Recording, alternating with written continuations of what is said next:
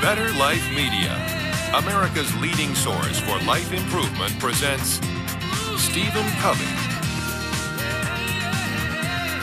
The 8th Habit, from effectiveness to greatness.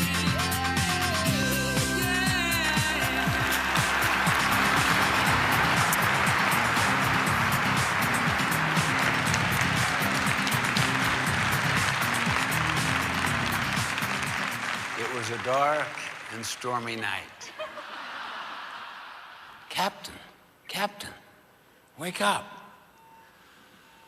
Oh, what is it? Sorry to waken you, sir, but we have a serious problem. Well, what is it? There's a ship in our sea lane about 20 miles away, and they refuse to move. Tell them to move. Sir, we have. They won't move. I'll tell them. Signal goes out. Move starboard 20 degrees at once. The signal returns. Move starboard yourself 20 degrees at once. I can't believe this. I mean, I'm a captain. Let them know who I am. I am important. Signal goes out. This is Captain Horatio Hornblower, the 26th, commanding you to move starboard 20 degrees at once. Signal returns. This is Seaman Carl Jones III, commanding you to move starboard 20 degrees at once. What arrogance. Who is this joker? I mean, we're a battleship. We could just blow them. Let them know who we are. Signal goes out. This is the mighty Missouri, flagship of the 7th Fleet. The signal returns. This is the lighthouse. That's a true story, by the way. It's found in the Naval Proceedings Manual, where they literally interpreted a lighthouse to be a ship. But I like the story because it helps me introduce this subject, that there are laws of nature or lighthouse principles that govern life. We think we govern it. We may let our values govern our behavior, but the consequences of that behavior is governed by those lighthouse principles. One of which is that there are 4 parts to our nature: our body, our mind, our heart, and our spirit. And that all 4 parts represent 4 capabilities, 4 needs, 4 intelligences, 4 dimensions that need to be honored and respected and integrated and put into a synergistic whole. In doing so, it can help a person find his or her voice and also inspire others to find his or her voice. Voice is when your talent and your passion, what you're good at and what you love doing, overlaps what the world needs. What can drive your economic engine? Or if you're in a not-for-profit, what adds value? What contributes? As driven by conscience, body, mind, heart, and spirit. All 4 integrated together. Now, we need to look at what is it that enables us to discover, to find our voice. But let me tell you 5 things that do not. These are what I call the 5 metastasizing emotional cancers. And if you get involved in these 5 things, I will guarantee you it will create such static and such compartmentalization inside your nature, you will never really find your voice. The attitude and spirit of criticism, of comparing, of complaining, of competing for a sense of your own worth, and of contending. That is a mean spirit kind of argument, kind of a contention. These are 5 metastasizing cancers. Criticizing, complaining, comparing, competing, not in a basketball game or in a marketplace, but competing for a sense of personal worth, and then contending. The spirit of contention. Now, if you want to see how serious this problem is, watch the raise of hands right here in this group of many, many hundreds of people. Think carefully about this question. How many seriously believe that the vast majority of the workforce in your organizations possess more talent, more capability, more creativity, etc., than their present jobs require or even allow them to use? How many agree? Now look around. Look around.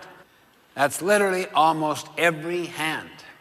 And the finding that we have all around the world, a profound alienation, disempowerment of the workforce in organizations. People have not found their voice. There is no passion, which necessitates external motivation, supervision, psych up, hovering over, check up. The whole panoply of techniques used by the industrial age. Now, how many also feel a lot of pressure to produce more for less? Look, same hands. Now just put those questions side by side. I mean, just look at those 2 questions. Here's all this capability, this talent, this capacity, and this tremendous need to produce, and we can't even use it.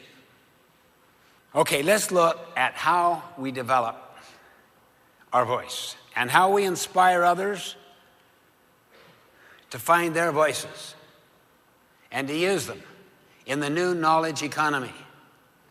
This is what I call the 8th habit. It builds upon the other 7, but it is like the 3rd dimension to the other 7. Find your voice and inspire others to find theirs.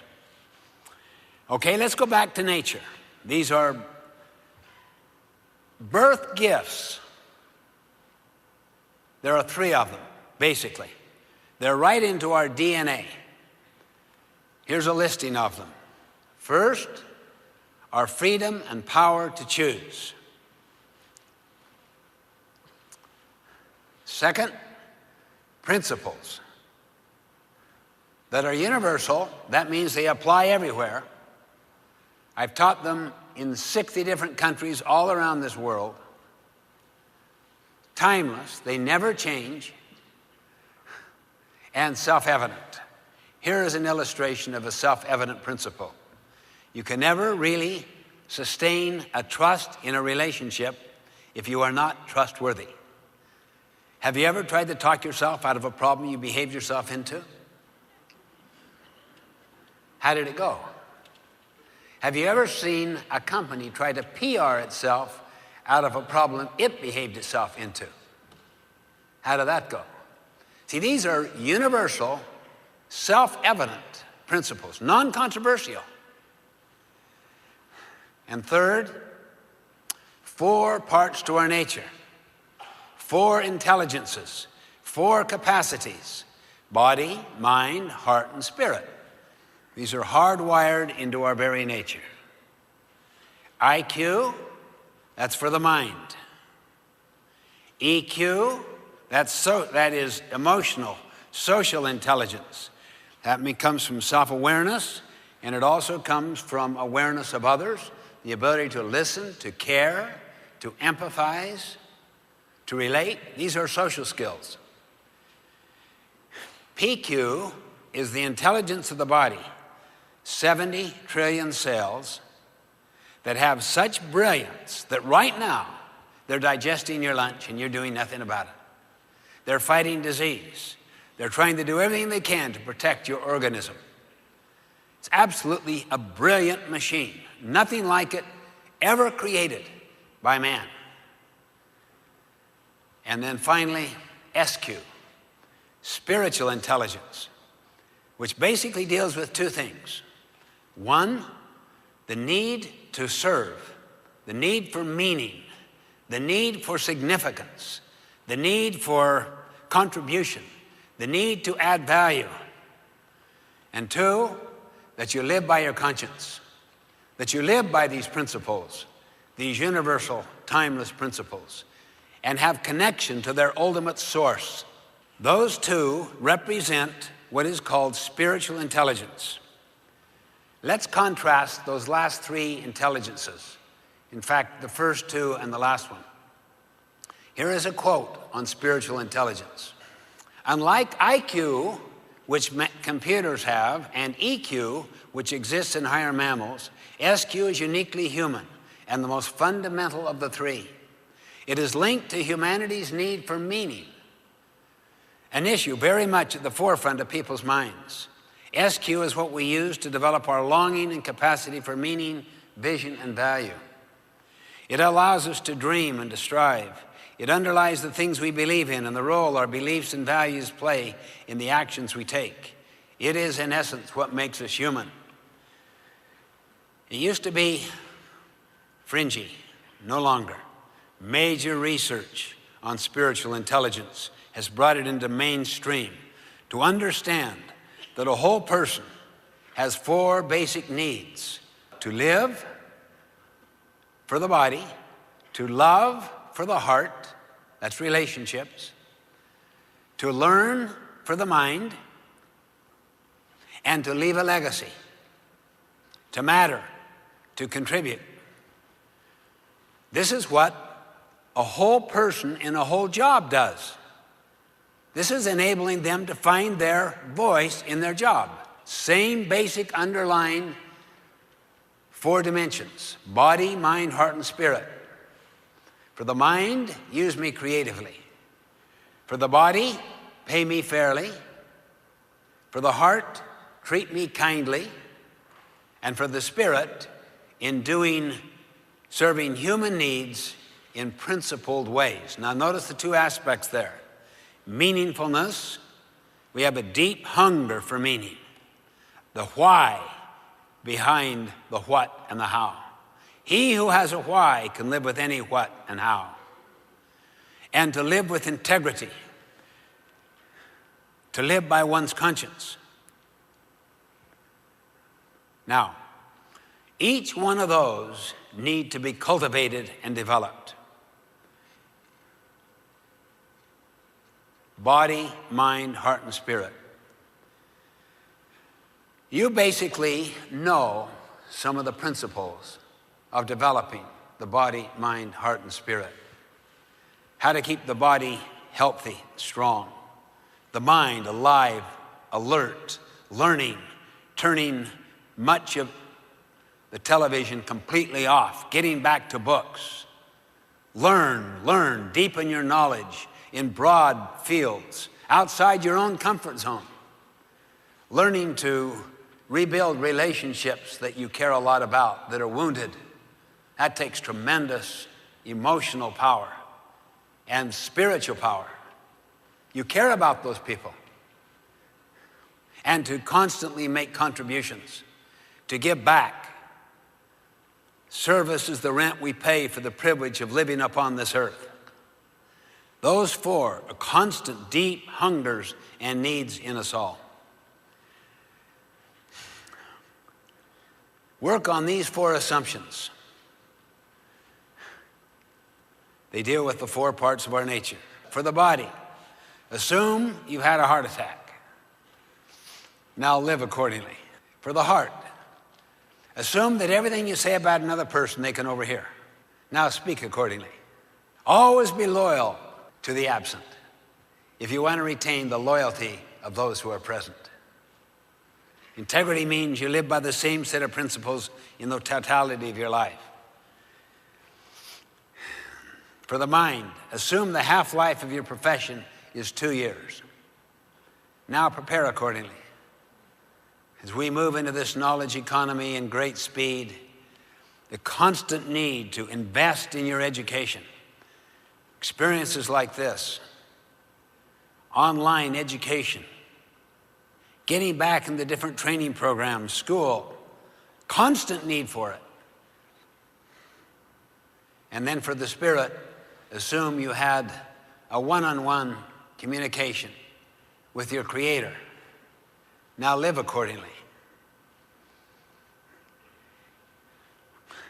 The cultivation of these 4 parts to our nature develops at its highest level what I call vision for the mind. Vision means you have the sense of what's out there. You cannot see it, but you see it in your mind's eye. You see the potential in another person.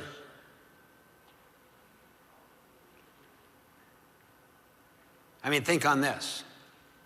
How many of you have achieved the level of success you've achieved partly because, or even largely because, someone believed in you when you didn't believe in yourself? Now look at the hands. Look at the hands. That's like half the group. If we were to ask those people to respond, their stories would bring you to tears. They really would. These are people who others helped find their voice by affirming their worth and potential when they did not believe in themselves. Vision, discipline, the power to subordinate what you want now to what you want eventually. I mean, no one on their deathbed ever wished they spent more time at the office or watching television. I've studied the deathbed research. It's all about families, loved ones, contribution, and the contribution that they are making. Even Abraham Maslow transcended his own need hierarchy theory on his deathbed, saying self-actualization is not where it's at. It's self-transcendence. It's what my kids are about, and their kids.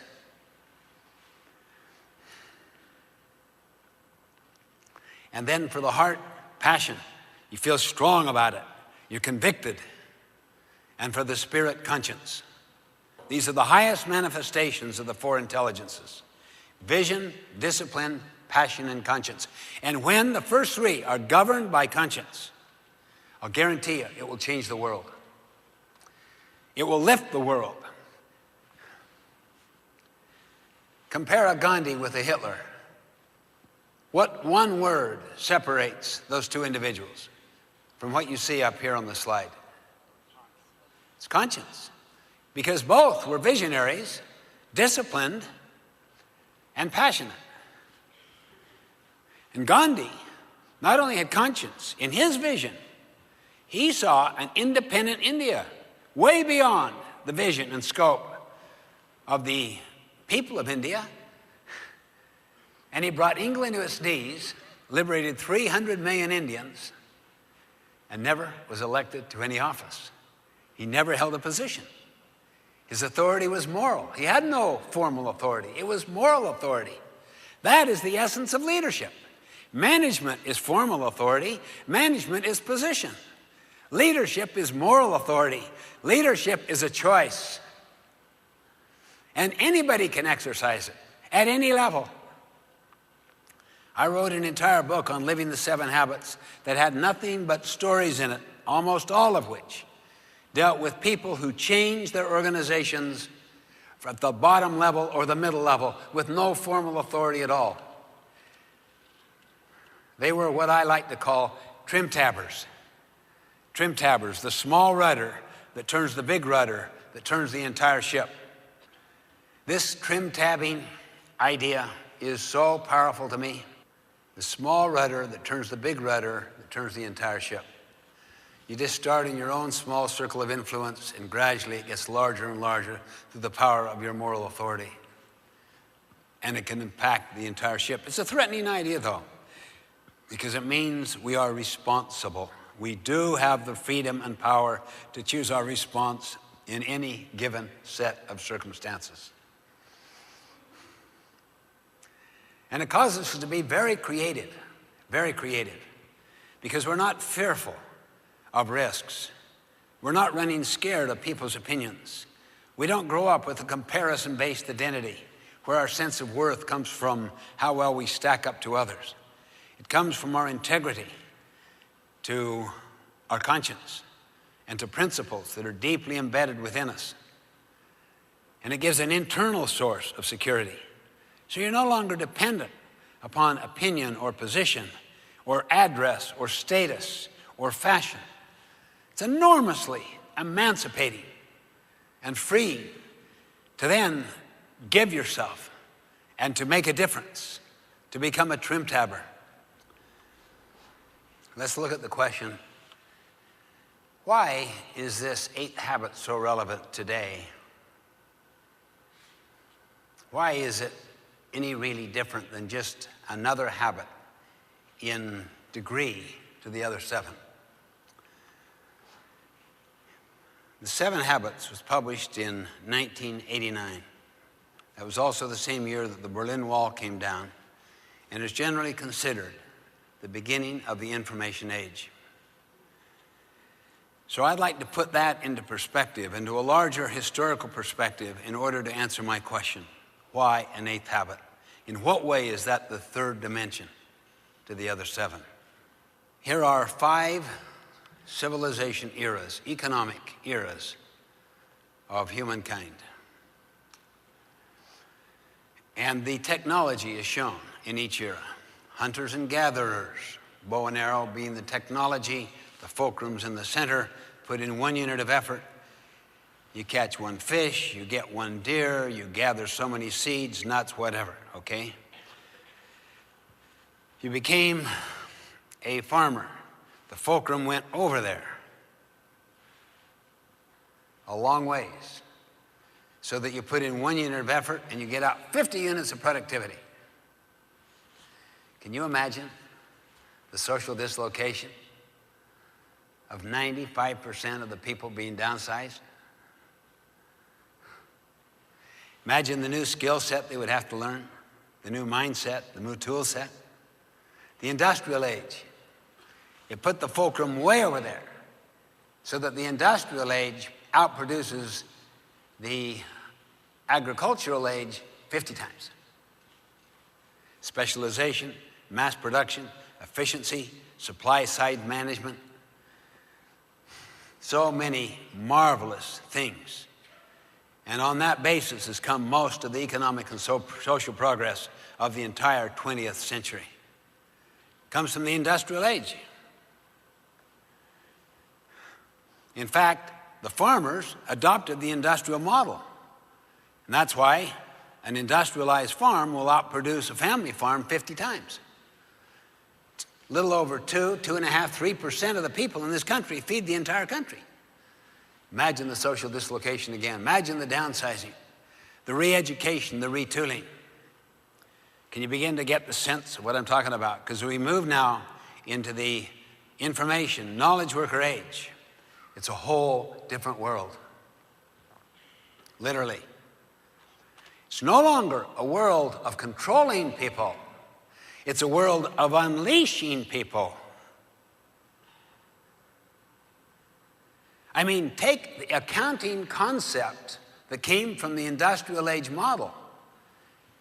You are an expense. Coming to this, participating in this, is an expense. But if you buy a machine, what's that called? An investment. Isn't that interesting? People are an expense, things are an investment. That's the paradigm of the industrial model. And because most people are alienated and disempowered, then it puts the responsibility on who to do the so-called leadership and management? Those with formal authority. How do they do it? They carrot and stick them. Here's the carrot, here's the stick. If you produce, you get the carrot. If you don't, you get the stick. It's called the great jackass theory of human motivation. and causes profound alienation. I'll show you what else it causes. Close your eyes for a second, wherever you are watching this. Point, close your eyes, but don't peek. Point north, don't peek. Okay, now open your eyes and look around and see where people are pointing. I mean, look, literally.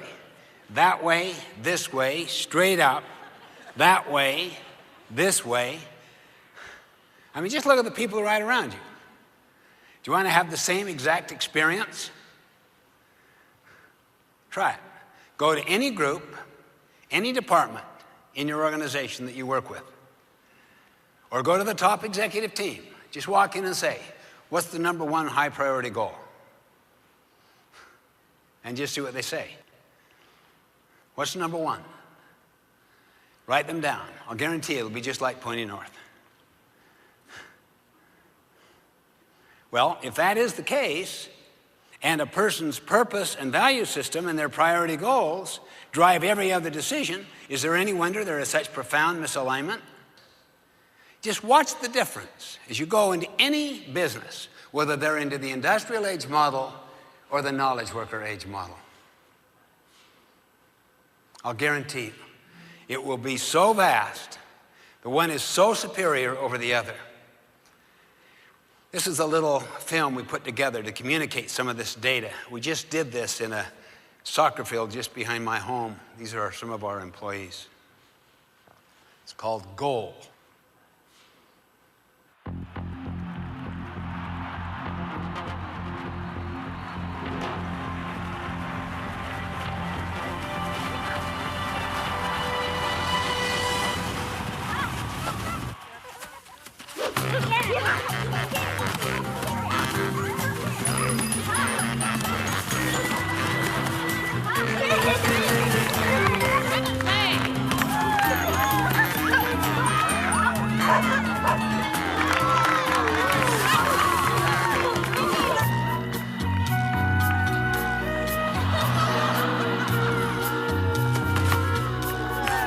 Spread out, everybody!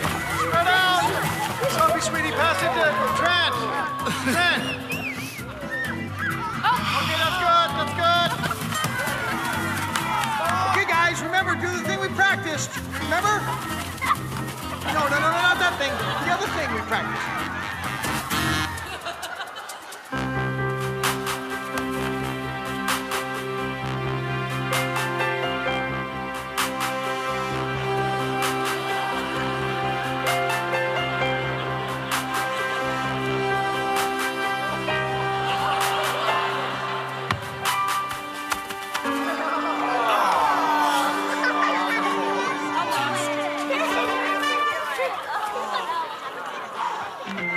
Okay, time out. Time out. Everybody, come in. Come in now, everybody. Treats! I got treats! There we go. Okay, so here's what we're gonna do, all right? Andy, I want you out on the wing. Trent, I want you to fake the pass to Andy and push the ball up the field, and then pass the ball to your forwards who are Sophie and Chris. Sophie, I want you to hold the ball and draw the defense out to you, all right? Then I want you to float a lob pass all the way over the defense to Chris. Chris, you take it in for the score, just like we did in practice. Everybody got it?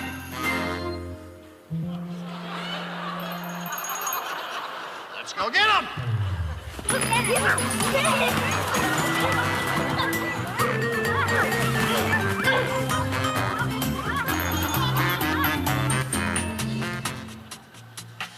Do you see any similarities between Saturday morning soccer and Monday morning at the office? I mean, think about it.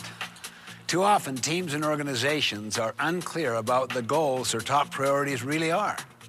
Coaches and players are simply not on the same page. What you get is everyone just kind of running around in all directions instead of working together toward the same goal. The inability to take high-level goals and strategies of an organization and then to translate those into action is a major problem in most organizations. It's one thing to come up with great strategies and goals, but it's quite another to actually get them done. This is what we could call the execution gap. In a landmark study done by the Harris Polling Group, we discovered some revealing statistics as to why execution breaks down and why goals aren't translated into action on the front line. First finding, only 15% of those surveyed can actually identify their organization's most important goals or top priorities. Either there are too many goals, or they change too often, or they simply don't have any. And in most cases, they are vastly undercommunicated. Just because the leaders are clear on what they want to achieve, it doesn't necessarily mean that the front line where the action really happens knows what the goals are. After all, in a very real sense, the front line produces the bottom line. Second, people may know what the goals are, but too often they haven't bought into them. Only 19% surveyed say that they feel passionate about the top goals of their organizations. That's only 1 in 5. There are a number of reasons for this, but the primary one is that they feel no ownership. They don't feel that they have input into what it's going to take to achieve the goal. They simply aren't emotionally connected to the goal. No involvement, no commitment. Third, those surveyed reported that they spend only 49% of their available work hours on their most important goals. The rest of the time is spent on urgent, but far less important activities. They get so distracted by urgent things that they neglect the most important things. Finally, people might know what the goals and top priorities are. They might even buy into them, but they don't know what they are supposed to do about them. In fact, 51% state that they personally do not understand what they are supposed to do to help the organization achieve its goals. Goals will not be executed until everyone clearly understands what the goal is and what they themselves specifically need to do to meet that goal. Once people are clear on what the goal is, then and only then are they free to try new and better ways to reach that goal. So the point is, to achieve goals you've never achieved before, you simply need to start doing things you've never done before. You might ask, is it possible to dramatically and measurably improve your team's ability to reach its goals? Can it really happen? My answer is absolutely. Just imagine the impact when everyone on the team is crystal clear about what the goals are. Imagine the energy and creativity that would be unleashed when everyone in the organization is committed and involved in achieving the goals. Consider the economic impact when everyone on the team is spending the majority of their time on top priorities. Just think what can be accomplished when every player on the team knows exactly what to do. The possibilities, my friends, are limitless.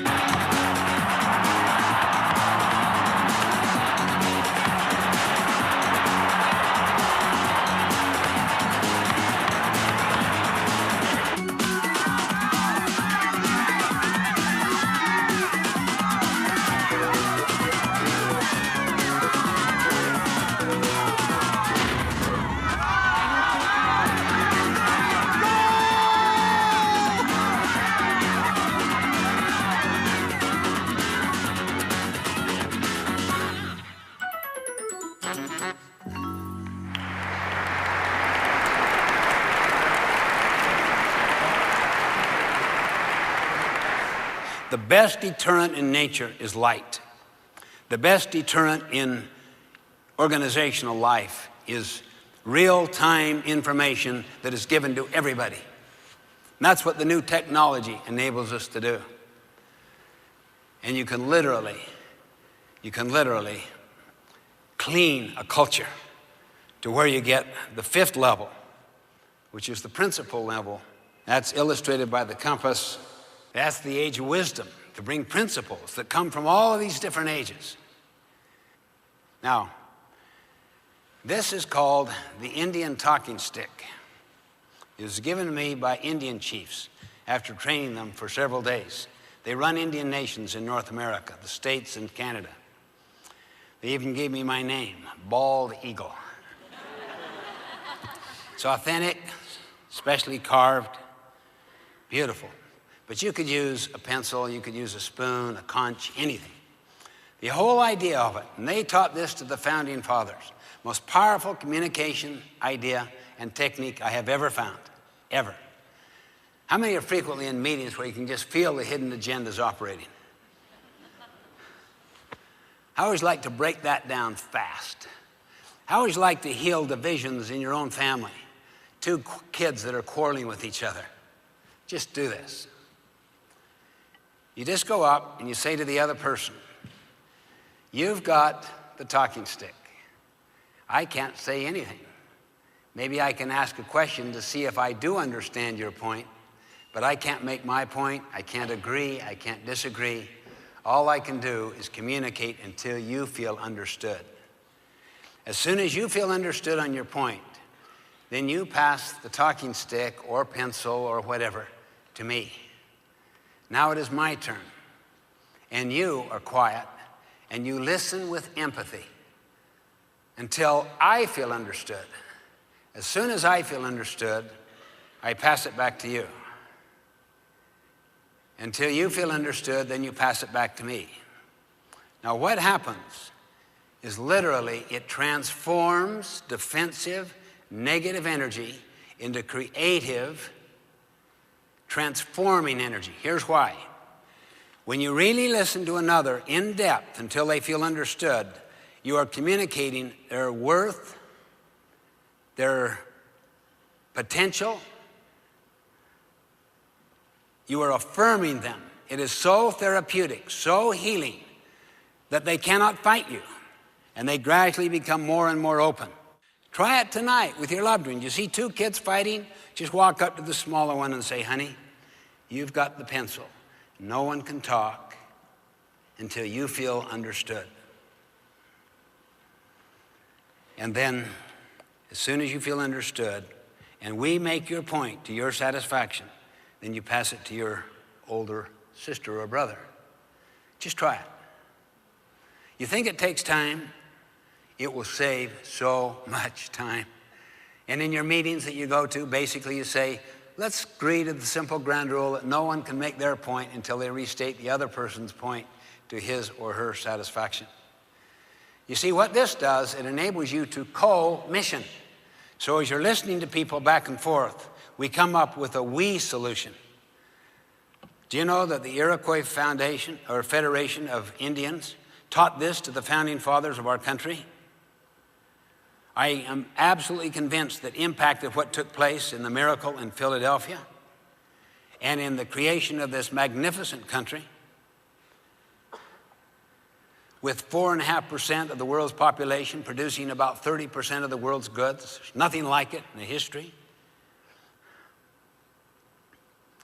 Because of the institutionalization of these principles inside the Constitution. Now,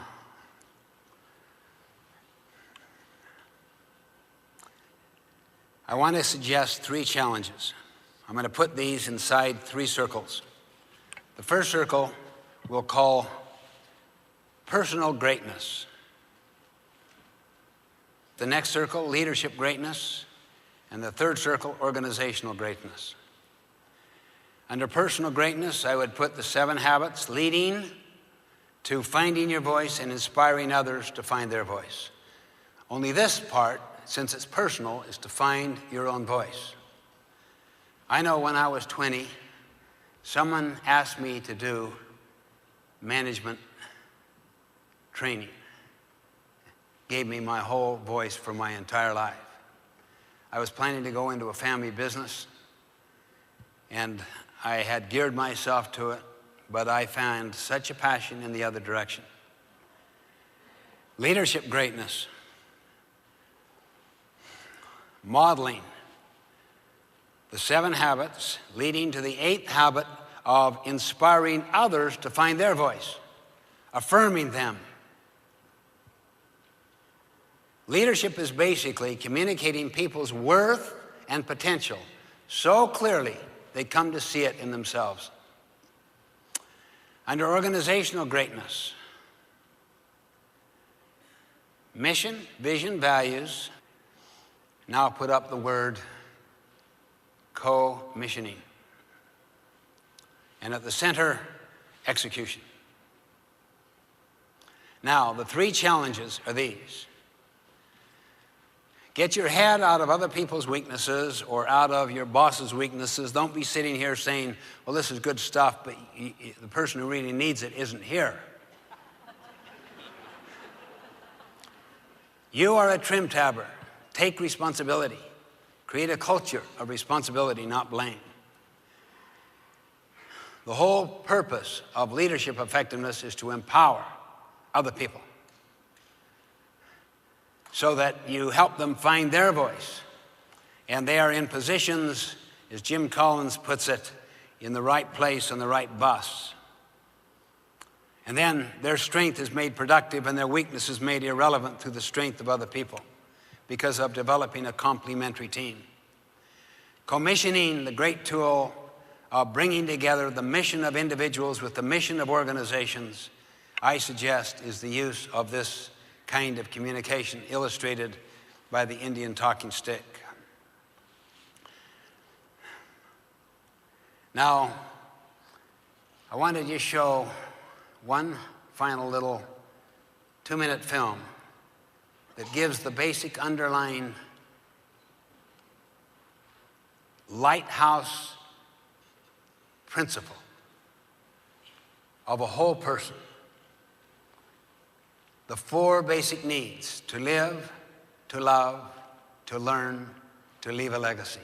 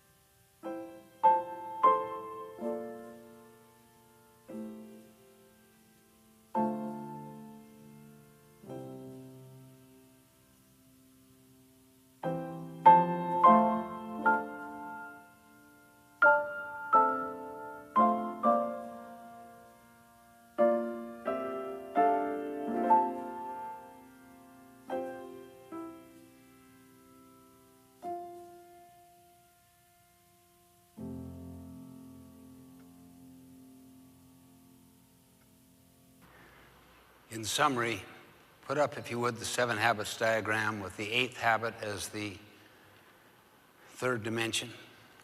Find your voice and inspire others to find theirs. This is a totality of thinking for a knowledge worker age. If you want to get the most from this presentation, teach it at home and at work shortly after you learn it. In doing so, you will learn it better, you'll commit to live it more, and it will make your own growth and change legitimate in other people's eyes because they see you actually learning. And remember also the 3 challenges: trim tab, empower, commission. And remember finally, in the words of Teilhard Chardin, We are not human beings having a spiritual experience. We are spiritual beings having a human experience.